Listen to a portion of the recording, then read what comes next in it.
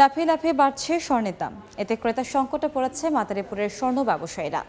সাধ্যের মধ্যে স্বাদ মেটাতে না পেরে সিটি গোল্ডের দিকে ঢুকছেন অনেক নারী।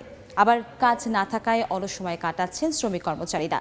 স্থানীয় পর্যায়ে স্বর্ণশিল্পকে টিকিয়ে রাখতে সরকারি প্রণোদনার দাবি ব্যবসায়ী নেতাদের। সঞ্জয় কর্মকার অভিজিতের রিপোর্ট আর ছবি তুলেছেন শাহাদাত আকন।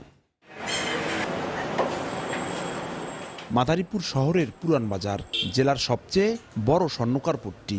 6 মাস আগেও যেখানে ক্রেতাদের পদচারণায় মুখর থাকত দিনের বেশিরভাগ সময়, সেখানে এখন কেবলই শুনশান নীরবতা। এখানকার অধিকাংশ দোকানে ক্রেতা সংকটে ভাটা পড়েছে বিক্রি।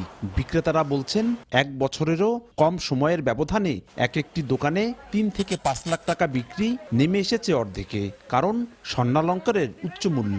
অনেকে ঝুঁকছেন সিটি গোল্ডের দিকে। সোনার দাম এত বেশি, যার কারণে কাস্টমার খুব কম। কারিগরদের ওইভাবে কাজ দিতে পারি না, তারা অলস সময় পার করছে। খুবই একটা সংকটময় সময় কাটাইতেছি। আমরা তো কিনতে পারি না, তাই জন্য ওদের স্বর্ণের বদলে আমরা সিটি গোল্ড নিতেছি। আগে 3-4 ভরি কাজ করতাম, এখন মানে মাসে 1 ভরি 2 ভরি কষ্ট হয়ে যায়।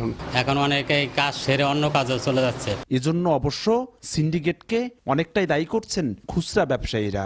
দেখা গেছে আজকে 500 কমলো, তো ধাপে ধাপে এক সপ্তাহে 3-4 বার বাইরে যায়। সরকার যদি এটার প্রতি দৃষ্টি না রাখে, তাহলে দেখা যাবে যে স্বর্ণের বাজারটা সমস্যাই হয়ে যাবে আর কি। এই অবস্থায় স্থানীয় পর্যায়ে স্বর্ণ শিল্পকে টিকিয়ে রাখতে প্রণোদনা দেওয়ার দাবি ব্যবসায়ী নেতাদের।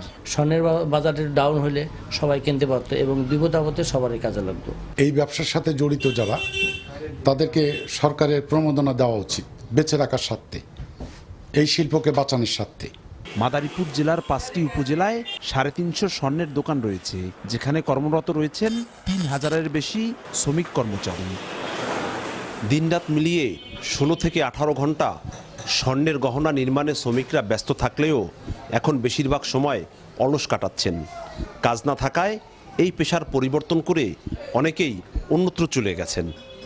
সঞ্জয় কর্মকার, অভিজিৎ, সময় সংবাদ, মাদারীপুর। 4 দশক ধরে আপনার ফাইন্যান্সিয়াল পার্টনার আইডিএলসি।